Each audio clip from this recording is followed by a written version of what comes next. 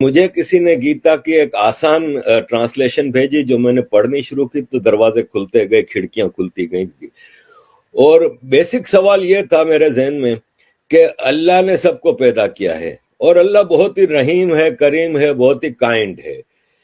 تو پھر میں یہ سوچتا تھا کہ پھر ایک کائنڈ ہے وہ کہتا ہے کہ جو کلمہ نہیں پڑھتا اس کو میں جہنم کی آگ میں جلاؤں گا. تو میں سوچتا تھا کہ یار میرے بچے ہیں، اگر اس میں سے ایک بچہ میری بات نہیں مانتا تو کیا میں اس کو آگ میں جلا سکتا ہوں؟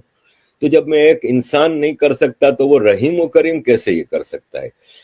تو مجھے گیتا میں اس کا جواب یہ ملا کہ اللہ کہتا ہے قرآن میں کہ بھائی میری بات نہیں مانو گے تو میں جہنم کی آگ میں جلاؤں گا. گیتا میں بھگوان کرشن کہتے ہیں ارجن کو کہ میں نے تمہیں سارا گیان دے دیا، ساری باتیں سمجھا دی، اب یہ تم پہ ہے، تم مانو تو مانو، نہیں مانو تو نہیں مانو. اسی طرح قرآن میں ہے کہ آپ صرف ایک اللہ کی عبادت کرو گے، باقی اگر کسی کی عبادت کرو گے تو آپ جہنم میں جاؤ گے. گیتا کہ کہیں آپ کو کنفائن نہیں کرتی کہ آپ صرف کرشن جی کی پوجا کرو گے یا آپ گنپتی جی کی. وہ کارما پہ سارا زور ہے کہ اپنے عمل اچھے بناؤ، انسان، جانور، پھل پھول پودے ہر چیز کا خیال رکھو. اور یہی آج کا سائنٹسٹ کہتا ہے کہ کلائمیٹ کے حوالے سے اور یہ سب چیزیں. گیتا کہتا ہے کہ نرم صاف ستھری فوڈ کھاؤ، وہی آج کل بایو فوڈ کے اوپر بہت زیادہ زور ہے. تو یہ سارے جوابات مجھے گیتا سے ملنے لگے.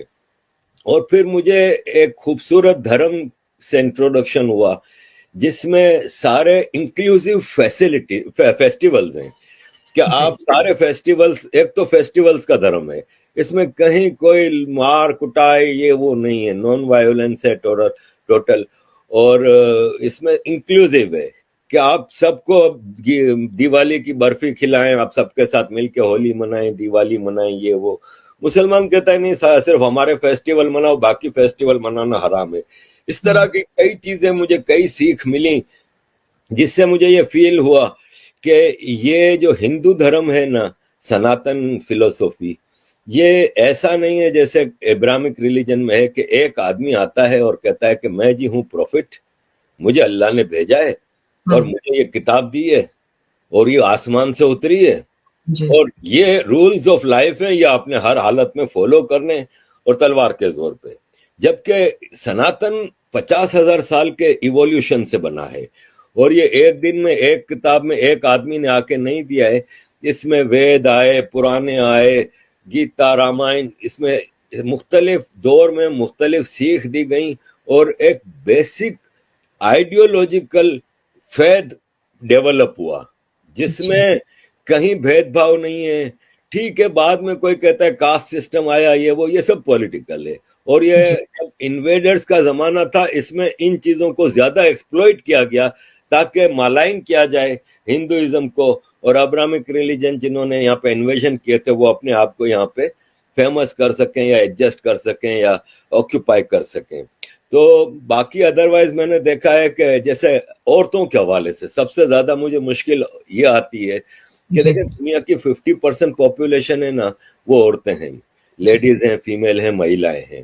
اور اسلام میں کلیئر الفاظ میں، آج صبح ہی میں نے ویڈیو لگائی ہے کہ کلیئر الفاظ میں کہا ہے کہ عورت ہے نا وہ مرد کی غلام ہے، اور مرد جب جس وقت جیسی بھی حالت ہو عورت کی وہ بلائے تو عورت اس کو اوبے کرے. اور ایک طرف کہا جاتا ہے کہ اسلام نے عورت کو اتنا بڑا درجہ دیا کہ اس کے پاؤں کے نیچے جنت رکھ دی، لیکن وہی ماں اپنے شوہر سے کے ہاتھوں پٹتی رہتی ہے، وہی ماں اپنے بیٹے کی اجازت کے بغیر گھر سے باہر قدم نہیں رکھ سکتی. وراثت میں آدھا حصہ، گواہی آدھی. پروفٹ محمد کہتے ہیں کہ میں جب گھوڑے پہ بیٹھ کے اڑ کے آسمان جا رہا تھا اللہ سے ملنے کے لیے تو مجھے جہنم دکھائی گئی، تو میں نے کہا جہنم عورتوں سے بھری ہوئی ہے. ایک عورت نے سوال کیا کہ یا رسول اللہ ایسا کیوں تھا؟ تو بولے اس لیے کہ وہ اپنے شوہر کی بات نہیں مانتی، یعنی غلامی کرو تو تم لوگ تو 50% پاپولیشن کے رائٹس تو ویسے ہی ختم ہو گئے. جبکہ ہندو دھرم میں دیویاں ہیں عورتیں، مسلمانوں میں کوئی دیوی نہیں ہے لیکن ہندو دھرم میں دیویاں ہیں. کہیں ہم نے ہسٹری میں ایسا نہیں دیکھا کہ بھید بھاؤ ہو کہ عورت کی آدھی وراثت ہے یا آدھا حصہ ہے یا یہ وہ. تو یہ ساری چیزیں تھی جس سے مجھے محسوس ہوا کہ the right path is to follow Gita, no other book. جی بہت اچھی بات ہے، مجھے تو بہت خوشی ہوتی ہے آپ نے اتنا اچھا مطلب گیتا کو سمجھنا. میں بھی بہت لیٹ سمجھی، لیکن سمجھے تو پتا چلا کہ کیا تھا ابراہمک ریلیجن اور کیا ہے یہ، اس کے بھید ہی ہمیں پتا چل جاتے ہیں.